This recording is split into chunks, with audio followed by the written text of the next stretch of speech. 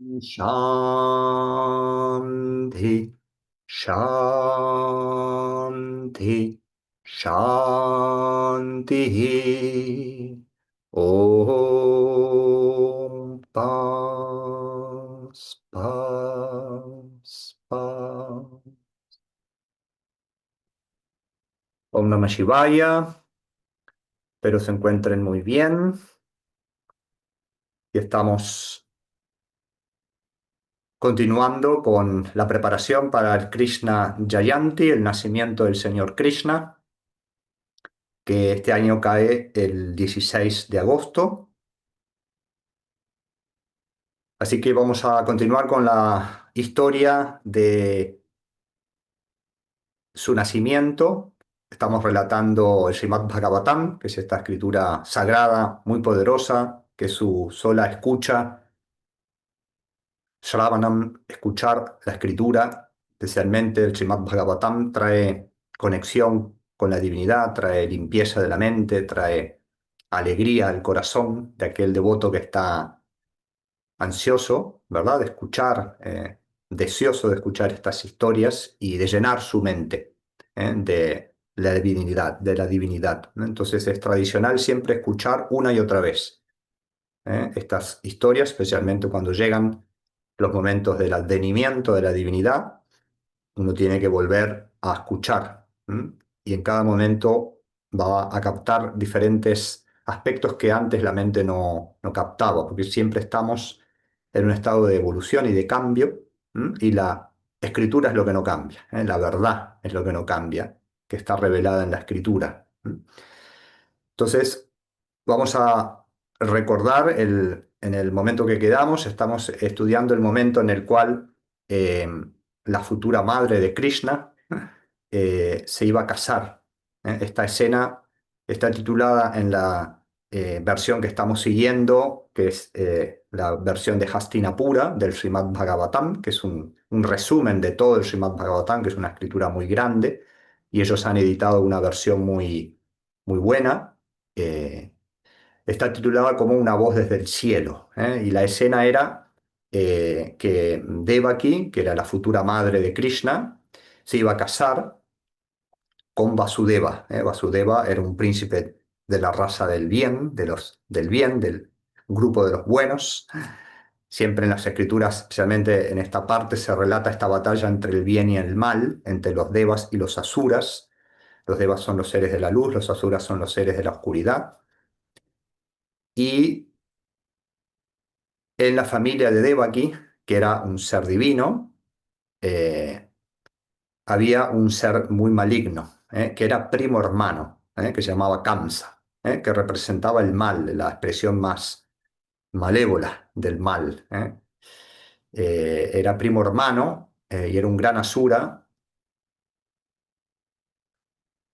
que, por supuesto, también todo asura tiene un lado del bien también, así como todo deva o todo ser de la luz tiene también la oscuridad, especialmente en nuestro plano dual, ¿verdad?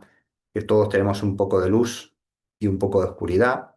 Sabemos que en el Kali Yuga la oscuridad está más desarrollada que la luz en cada uno de nosotros, pero que la luz siempre triunfa sobre la oscuridad. ¿M? En el caso de esta historia, que fue un hecho real, algo que sucedió, eh, en el momento que se iba a casar Devaki con Vasudeva, que era un ser del bien, eh, Kamsa se ofreció, este demonio, que era primo hermano de Devaki, eh, se ofreció con mucho amor y cariño, porque tenía amor y cariño por su hermana, es este aspecto de la luz que también siempre está, incluso en los demonios, y el amor también los demonios lo manifiestan de forma egoísta, ¿no? Es el amor egoísta, el amor apegado y el amor desde el ego, que es solamente a lo mío. Y en ese momento, Devaki era su hermana, él diría, mi hermana, y tenía amor sobre su hermana. Y vamos a ver cómo el amor egoísta, el amor asúrico, se transforma inmediatamente en odio, especialmente si está el miedo de por medio. Y esto ya lo vimos, ¿verdad? ¿Qué sucedió en el momento en que Kamsa se ofreció a conducir el carro nupcial, el momento que se iba a casar de la boda? Kamsa dijo: mi querida prima hermana, tú eres muy amada por mí, déjame conducir tu carro. En ese momento apareció una voz del cielo, que ya la estudiamos, ya la leímos el satsang pasado, que anunció, es la voz de Dios, que se manifestaba en aquella época de forma pública a veces, y esa voz dijo: oh tonto, el octavo hijo de tu hermana será quien te elimine, te destrone, y te mate, porque esa era la profecía. ¿Eh? Y en ese momento ese amor que sentía, que era el amor desde el ego, se transformó a través del miedo. Por eso muchas veces decimos que el opuesto del amor es el miedo. Se transformó en odio, y sacó el odio porque se encontraba con alguien que lo iba a eliminar a él. Y Kamsa, que quería ser un demonio eterno, y que quería conquistar muchos reinos, se sintió desafiado y la muerte se le puso enfrente. Entonces dijo: yo no moriré, y estaba dispuesto incluso a matar a su propia prima hermana, que iba a ser, según esa profecía, la causa de su muerte, y que fue, de hecho, el hijo de Devaki. ¿Eh?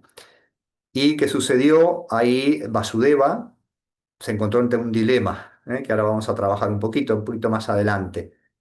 Él tenía que defender a su esposa, que en ese momento iba a ser asesinada por Kamsa, porque Kamsa sacó su espada, y un demonio con una espada no duda en matar. Y dijo: te mataré, a su esposa, ¿no? Perdón, a su prima hermana. Y Vasudeva, en ese momento, que era un guerrero también, un kshatriya, igual que Kamsa,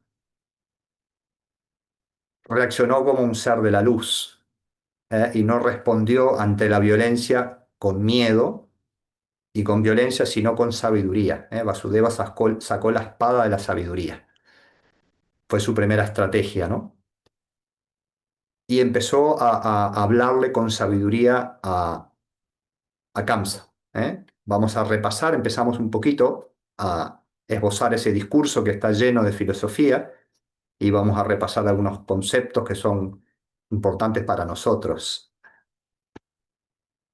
que es primero el concepto de la muerte, ¿verdad? Como todos nos enfrentamos ante eso y nos va a tocar, y saber si la muerte existe o no.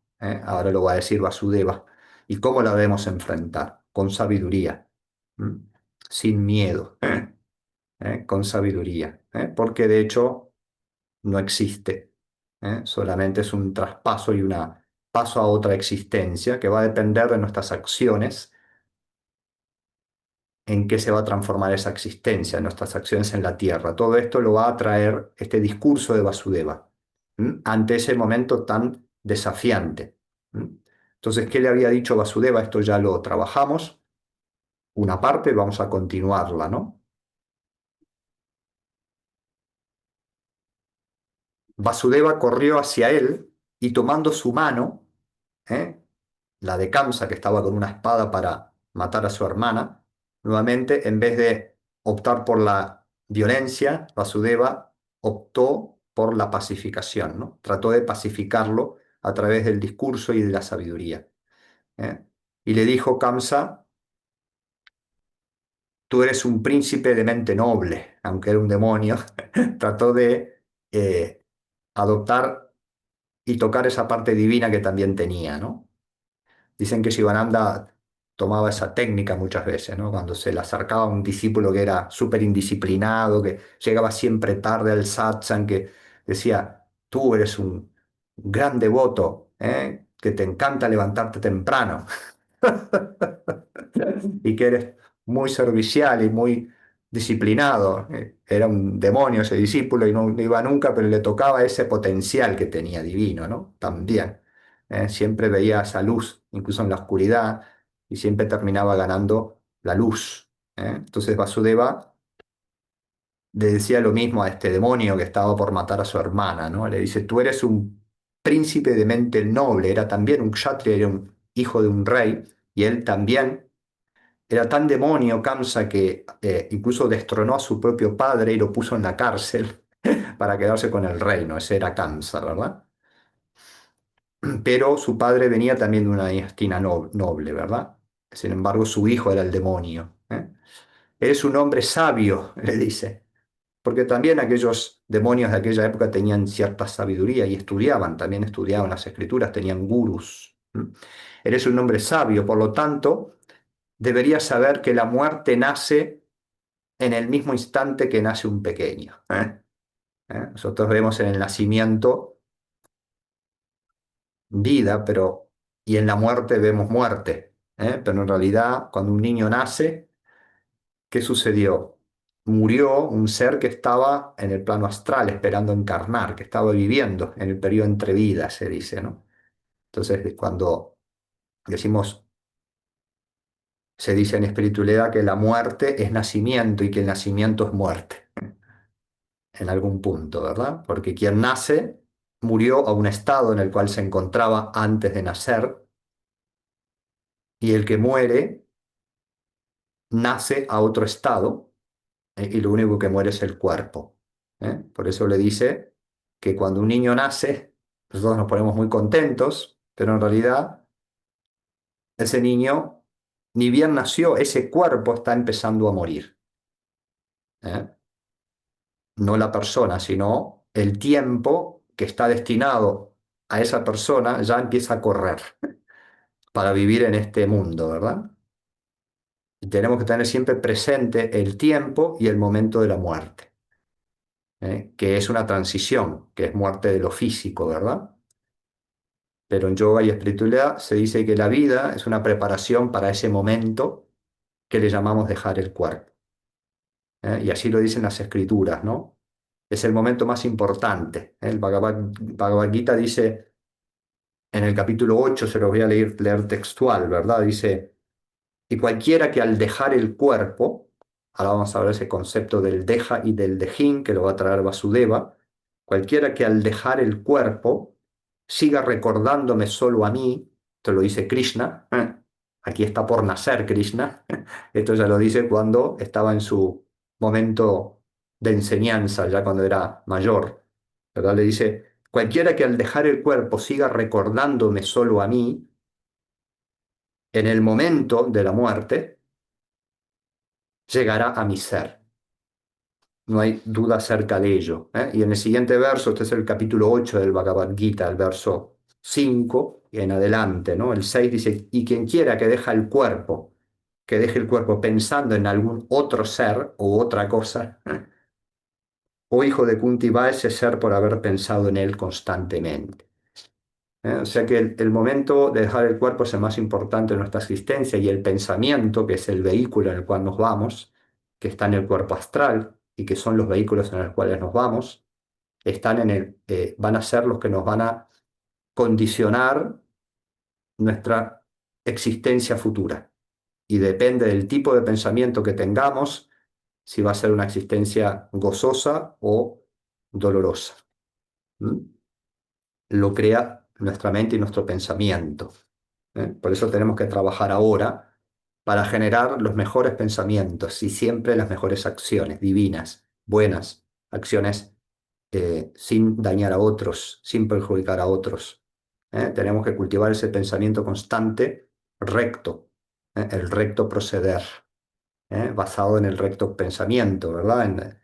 Y dice así en el verso 7, Krishna, recuérdame solo a mí en todo momento, porque para acordarnos de Dios en el momento de la muerte tenemos que acordarnos de Dios, por lo menos se dice 3 veces al día, con intensidad. Sentarnos en las horas auspiciosas. Sivananda dice media hora, repitiendo el nombre de Dios sistemáticamente durante media hora, haciendo japa. Japa es la repetición sistemática del nombre y es la práctica principal, la que crea el samskara para que después ese recordar sea constante, sea en todo momento. Ese es el estado ya de santidad, ¿verdad? Pero se genera con el acto de todos los días sentarte por lo menos, dije 3, vamos a ir reduciendo, el yoga siempre se va adaptando, ¿no? Si no puedo 3 veces al día sentarme, bueno, por lo menos una. Y ahí ya no podemos bajar más nada. Si no es una, ya estamos perdidos. Si no podés una vez al día sentarte a pensar en Dios a través del mantra, que es el pensamiento principal, supremo, es el pensamiento de Dios principal, elegir un mantra que te conecte con el aspecto elegido, el aspecto que te inspire más, y esa media hora no pienses en otra cosa más que en el mantra. Aunque la mente se distraiga, no pasa nada. Volvé, volvé, con fe, con amor, con devoción. Y ahí creas tu canal que poco a poco se va a transformar en algún momento en el recuerdo incesante, en el recuerdo constante. Aunque estemos en las cosas del día constantemente, recordalo. Pero sentate por lo menos una vez al día y si después podés sumar otra vez más, sería lo ideal, exclusivamente en ese momento, media hora. ¿eh? Así pues, recuérdame solo a mí en todo momento y lucha, dice Krishna. Si tienes la mente y el intelecto fijos en mí, sin duda solo vendrás a mí. Esto es una preciosa, después siguen otros versos muy preciosos. Pero ahora volvemos, ¿no? A la situación en la cual se encuentra Vasudeva ante la muerte de su esposa en manos de Kamsa, que a su vez él se había enterado de que iba a morir de manos de la hija de su prima hermana. ¿eh? Entonces le dice Vasudeva,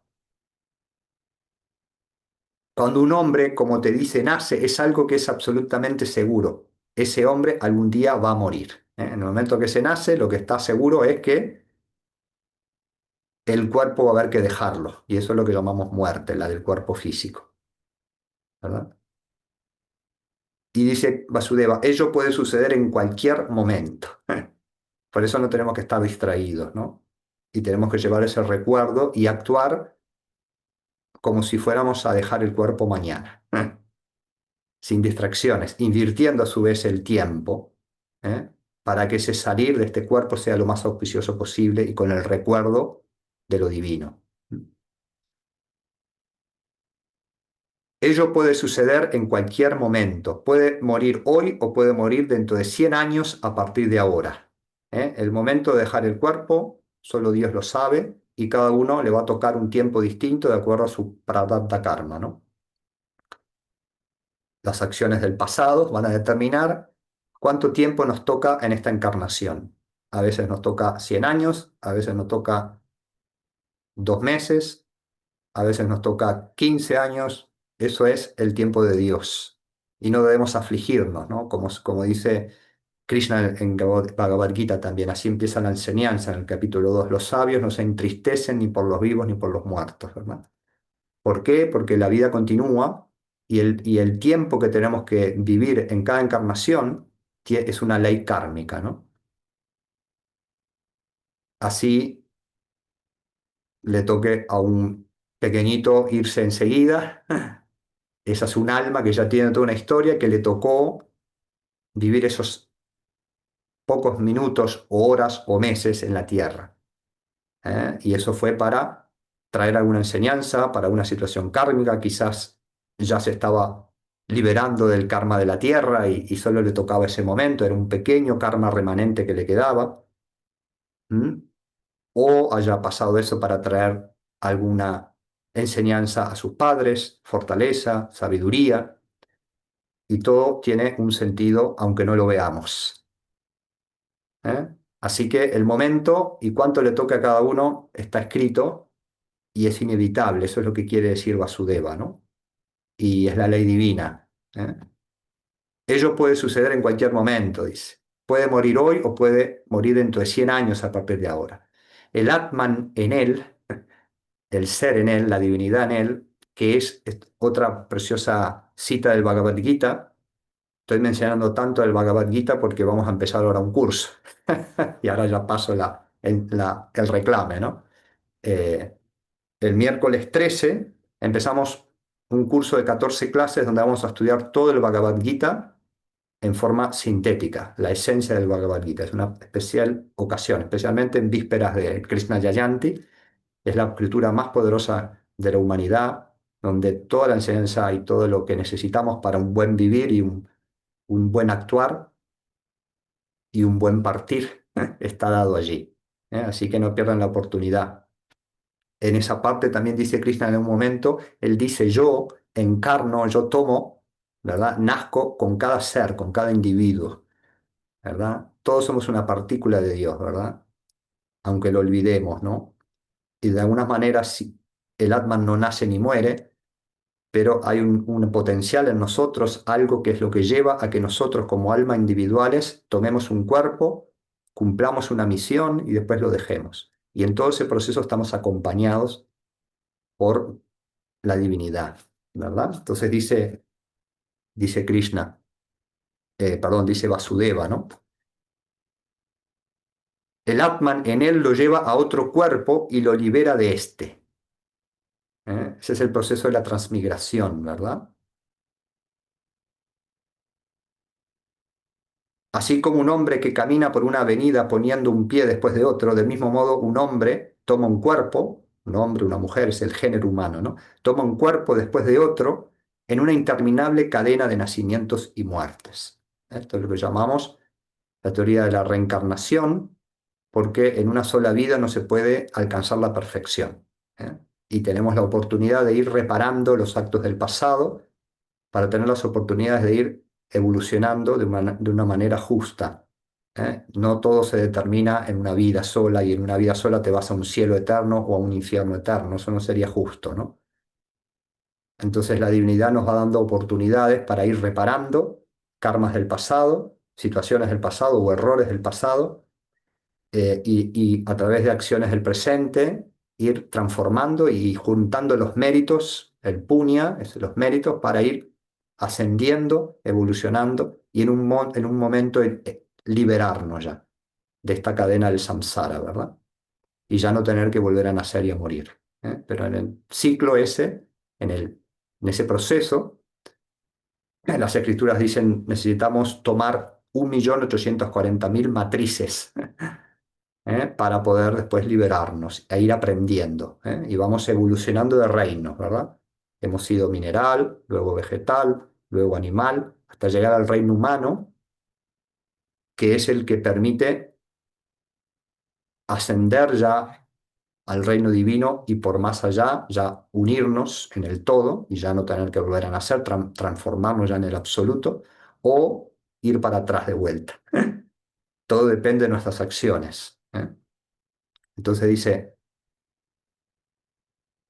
así, del mismo modo, un hombre toma un cuerpo después de otro en una interminable cadena de nacimientos y muertes. Interminable es un dicho, ¿no? En realidad termina interminable porque decimos 1.840.000 matrices humanas. Eso es eh, un número que se da, ¿verdad? Se acorta o se alarga depende de nosotros, de nuestra sadhana, ¿no? La manera de acortar eso es yoga, ¿no? Si empezamos a practicar yoga con conciencia y con sed de liberar, eso se acorta. Si vamos distraídos por allí en nuestras acciones, no corrigiéndolas en acciones dármicas, divinas, de amor a otros, ¿m? Nobles, bueno, vamos generando más karma, ¿no? Más nacimiento, se va alargando la liberación. ¿No? Para eso vamos a necesitar refugio y gracia de Dios, ¿verdad? Dice, cuando un hombre nace, un hecho es absolutamente cierto, esto es que va a morir. La muerte es la mayor seguridad. Lo único que varía es el momento en el que llega. El Dejín, dice Vasudeva,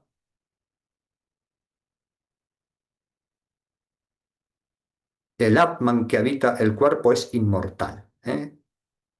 Entonces hay una palabra que se llama Dejín, otra palabra que se llama Deja, ¿verdad? Aquí, cuando dice Dejín, el Atman que habita este cuerpo es inmortal, se refiere al alma individual. ¿Mm? Es el que habita el cuerpo. Entonces tenemos un concepto en yoga que se llama Deja, que quiere decir cuerpo. El cuerpo está habitado a su vez por un dejín. El cuerpo es lo que muere y está destinado a nacimiento, crecimiento, decrecimiento, enfermedad y muerte. Pero gracias a Dios sabemos que el cuerpo está habitado por un dejín, que es un alma individual, que la habita, es la persona, ¿no? Es el complejo astral y causal donde están los pensamientos, los sentimientos, las emociones, ¿verdad? Eso es lo que habita y deshabita. Por eso decimos dejar el cuerpo, ¿no? Es el proceso de la muerte, es el dejar el cuerpo, ¿no? Dice, cuando el Dejín abandona el cuerpo, ya ha sido decidido qué tipo de vida llevará en el futuro. ¿Eh? Esto es, nosotros en vida encarnados estamos generando acciones. A través de nuestras acciones se dice podemos generar papa o puña. Papas son faltas cuando estamos gobernados por las emociones negativas, como la ira, la avaricia, la lujuria, los celos, la envidia, los miedos. Generamos acciones gobernados por esas impurezas que dañan a otros, entonces generamos falta. O si trabajamos con los opuestos y vamos practicando con la sabiduría y el yoga de la sabiduría, vamos transmutando y en vez de generar acciones negativas, vamos generando puña, méritos. Trabajamos con el perdón, con la adaptabilidad, con la tolerancia, con la oración, todas las prácticas yogas, ¿no? La austeridad, eh, la donación, la entrega a Dios. Todo eso va generando lo contrario, puña, mérito.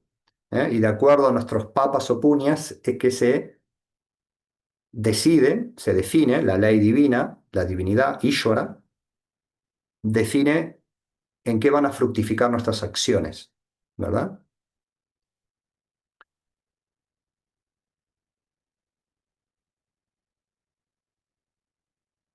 Dice, el Dejín gobernado como se halla por las acciones, el que habita el cuerpo es el que actúa en realidad, no es el cuerpo. O sea, los karmas los genera la mente, ¿no?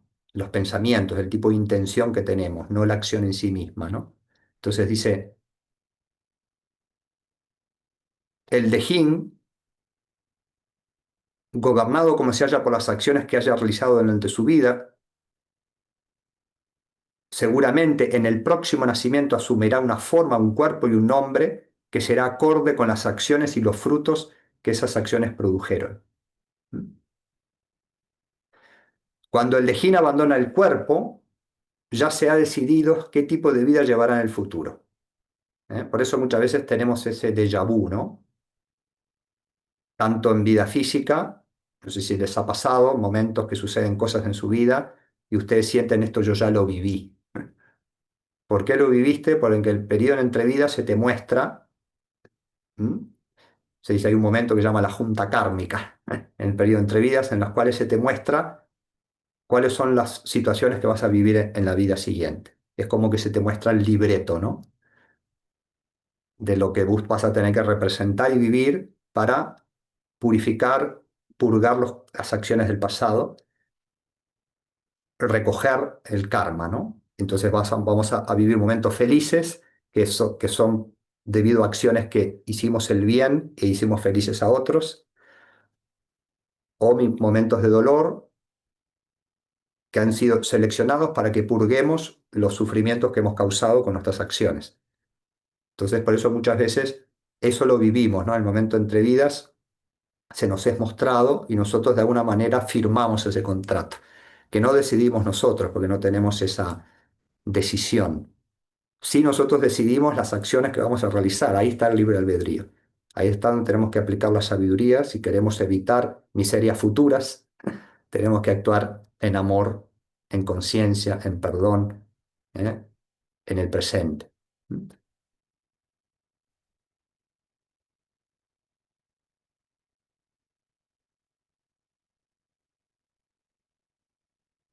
Dice, cuando un hombre ve durante el curso de su día el rostro del rey, o tal vez cuando escucha historias con respecto a Indra, dice Vasudeva, el rey de los Devas y otras cosas semejantes, todo ello queda como una impresión en su mente. Todo lo que hacemos durante el día, se dice, ahora lo queda impresiones en nuestra mente y va a depender, va a determinar acciones futuras. Por eso tenemos que tener buenas acciones en el presente, buenos contactos, buenos pensamientos. ¿Eh? Miren lo que va a decir ahora, ¿no? Si ese hombre va a dormir con esos pensamientos en su mente, él soñará con ellos. Lo que vivimos en los sueños tiene que ver con las que hacemos en la vigilia. Y en el mundo onírico, por él creado, porque lo crea la propia mente y las impresiones que generamos, Él es el rey, o incluso el señor Indra mismo. Por eso se dice, tenemos que cuidar la manera en que nos vamos a dormir, tratar de ser de manera auspiciosa, dormir con literatura espiritual, con un poco de oración, ¿eh? No dormir con las noticias, dormir con malas noticias, con cosas negativas, con películas espantosas, como a veces nos dormimos, porque eso crea los sueños acordes, aunque no se genera karma en los sueños, lo mejor es también soñar cosas positivas, ¿no?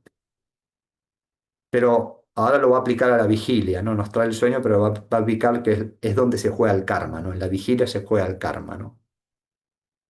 Si ese hombre va a dormir con esos pensamientos en su mente, él soñará con ellos.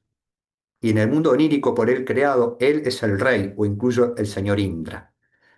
Cuando se halla bajo la influencia de sus sueños, el hombre olvida su estado vigílico y el ser que está relacionado con dicho estado. Así pues, del mismo modo en el que las impresiones en el estado vigílico influencian los sueños de un hombre, las acciones de éste que éste ha realizado durante su vida pasada, en vigilia, conforman el basamento de su vida siguiente. Es interesante, ¿verdad? Así como lo que hacemos en la vigilia influye en nuestros sueños, lo que hacemos en nuestra vigilia, nuestras acciones, van a influenciar nuestra vida siguiente. Y así como un hombre olvida su vida vigílica cuando está viviendo el mundo onírico, así también el Dejin, que es el ser encarnado, el complejo astral y causal que habita el cuerpo, cuando asume la forma en su próximo nacimiento se olvida de su nacimiento anterior. Esto por una ley divina, ¿no? Si nos acordáramos de todas las cosas que hicimos en el pasado y las vidas del pasado, se distorsionaría nuestra vida presente. Por eso se borra esas memorias, pero están ahí guardadas en el subconsciente. Y según el yoga se dice, hay que dejarlas ahí. Y si el Señor te trae algunas memorias, te las traerá, pero las trae cuando estemos maduros. Si no, vamos a quedar un poco distorsionados. No es conveniente saberlo, ¿no?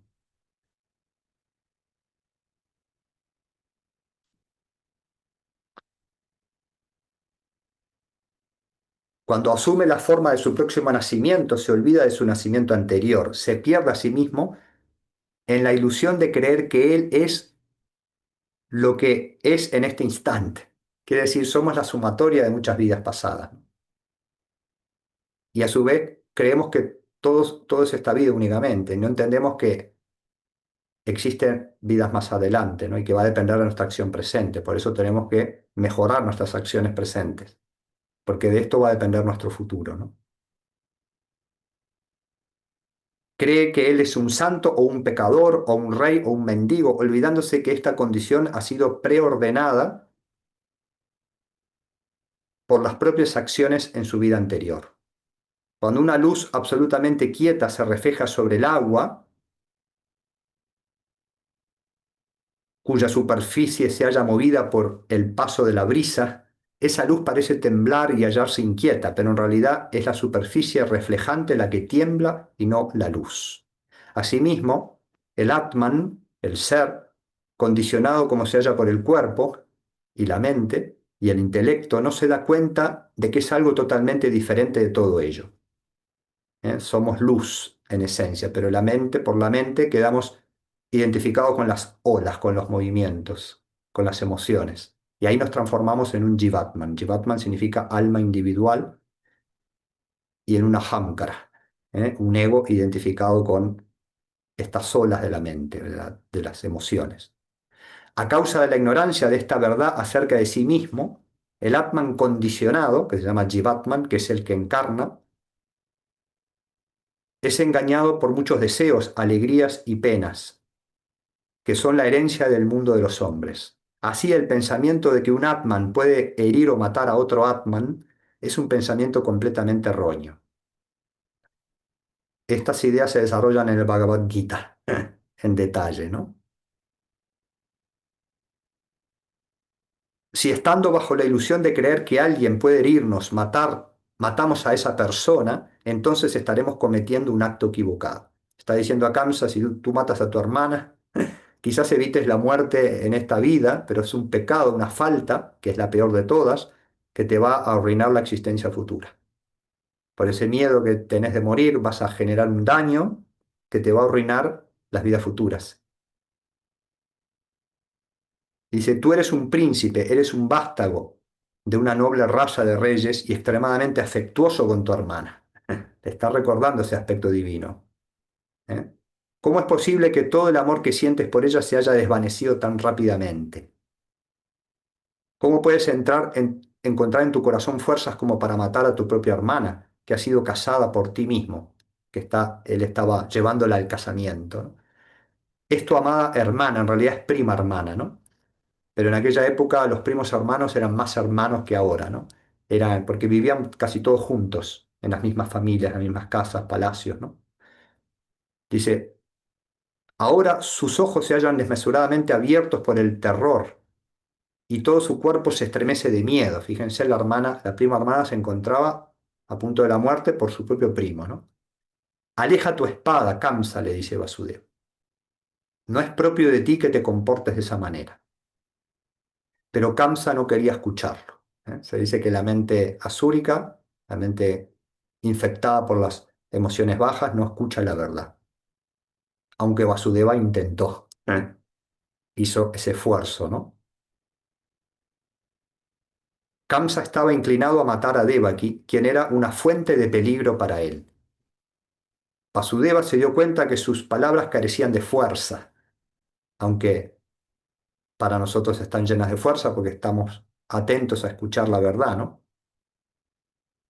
Pero para Kamsa, que estaba cegado por el ego, por el miedo, por sus impurezas, no estaba escuchando, carecían de fuerza. Y por eso Kamsa no lo escuchaba.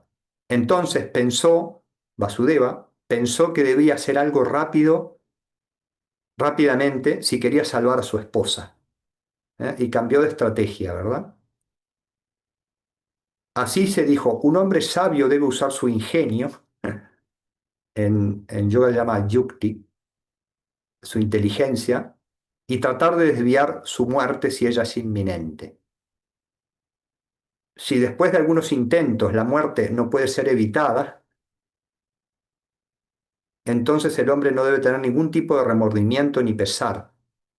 Debo hallar un camino de salida para este peligro que amenaza a mi esposa. ¿Eh? Intentó con la sabiduría tratar de despertar la conciencia a Kamsa, no pudo, ahora tenía que hacer otra cosa. Y se va a dar un dilema del Dharma, ¿no? Cuando no se puede hacer lo perfecto, en ese sentido lo mejor, uno tiene que, bueno, recurrir a un mal menor para evitar un mal mayor.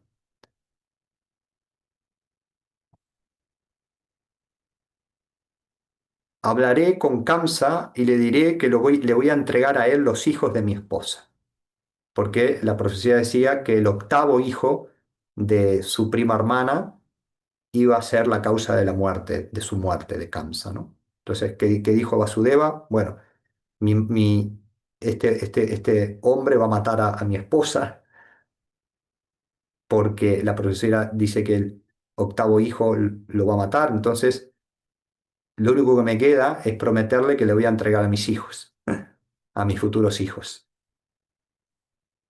porque de esa manera salvaba a su esposa. Y vamos a ver qué pensó, ¿no? Ellos todavía no nacieron, le dice. Esperemos y luego veremos qué ocurre cuando ellos nazcan. Eso te lo está pensando Vasudeva, ¿no?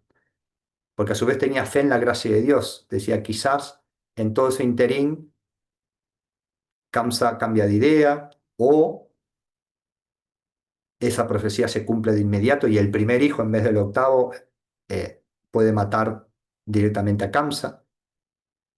¿Eh? Entonces pensó todo esto, ¿verdad?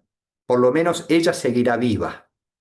Lo más urgente ahí era salvar la vida de su esposa. Si su esposa moría, no había de entrada ninguna posibilidad de que haya hijos. Sin embargo, si su esposa vivía, esos hijos por lo menos iban a nacer y un milagro podía hacer cambiar de opinión a Kamsa. ¿Mm? ¿Quién sabe? Le dice, pensó Vasudeva, la muerte puede alcanzar a Kamsa antes de que el primer niño nazca.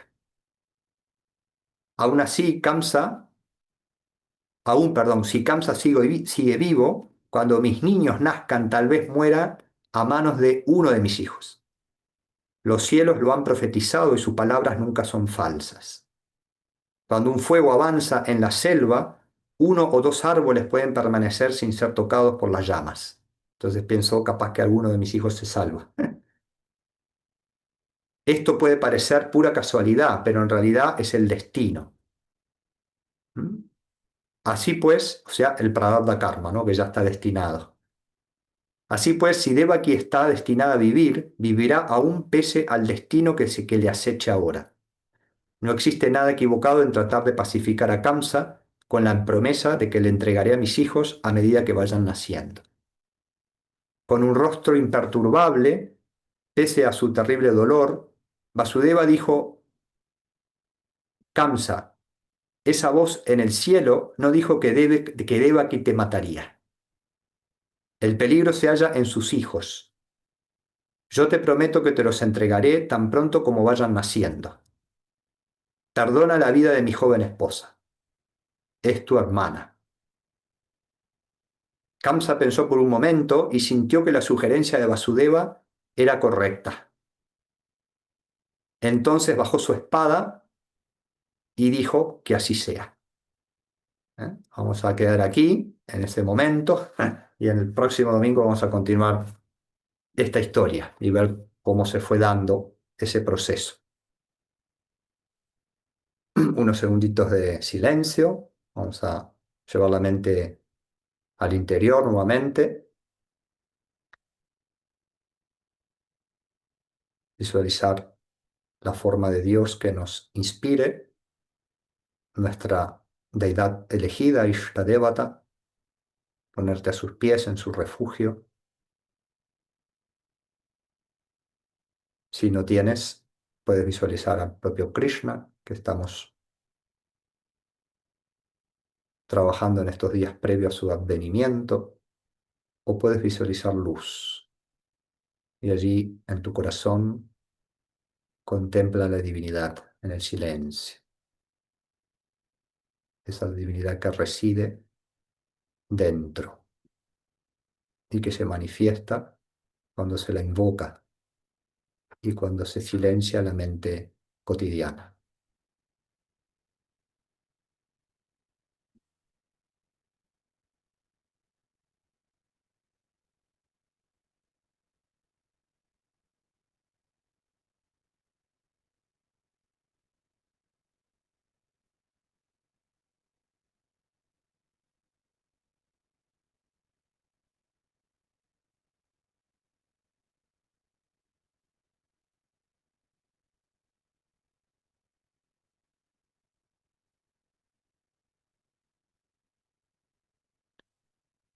Om, Om Namo Bhagavate Vasudevaya.